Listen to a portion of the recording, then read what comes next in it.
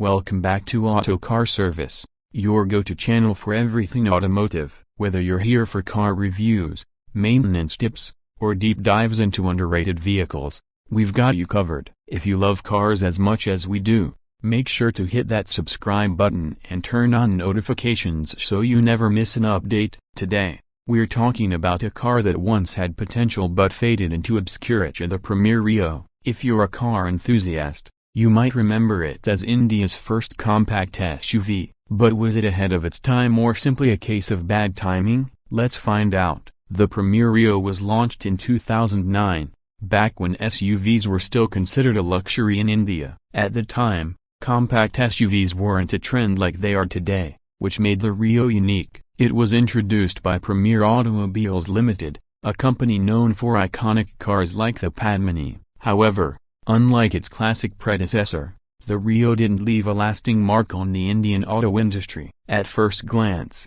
the Premier Rio looked promising. It was compact yet rugged, offering an SUV experience at an affordable price. It had a boxy yet practical design, somewhat resembling the first-generation Ford EcoSport.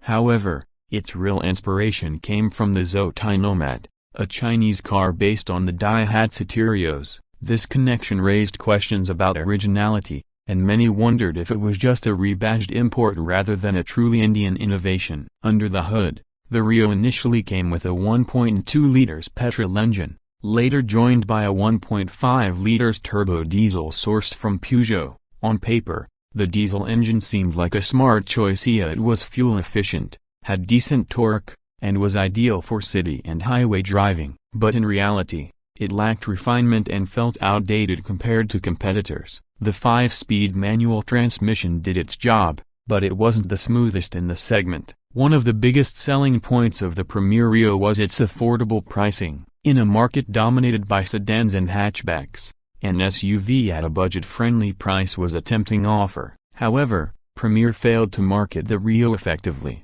and potential buyers weren't convinced about the brand's reliability. After all, Premier wasn't a household name anymore, and its after-sales service network was limited. Another major challenge was BS4 emission norms. Initially, the Rio didn't meet these regulations in metro cities, restricting its sales to smaller towns and rural areas. By the time Premier upgraded the engine to comply with emission standards, competitors like the Renault Duster and Ford EcoSport had already entered the market. These rivals offered better technology, improved safety features, and the backing of well-established brands. Speaking of safety, the Rio wasn't the strongest contender in this department. It lacked airbags and ABS in the initial models, which was a deal-breaker for many buyers. With rising awareness about car safety, this became a significant disadvantage. While later versions did include some safety updates, it was too little, too late. Despite its drawbacks,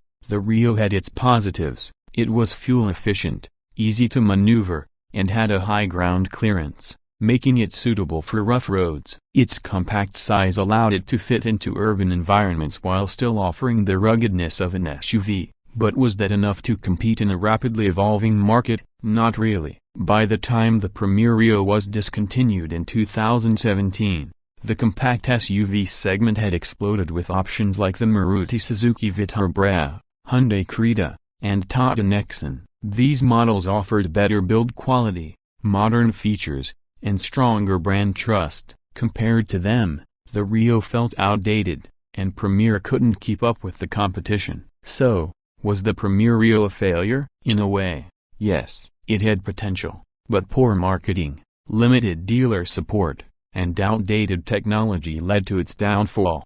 However, it's also fair to say that it was ahead of its time. If it had launched a few years later with a better strategy, things might have been different. Imagine modern-day Premier Rio, fully equipped with a BS6 compliant engine, a digital infotainment system, better safety features, and aggressive marketing. Would it stand a chance in today's market? Let us know in the comments what you think. Before we wrap up, here's a quick question for you.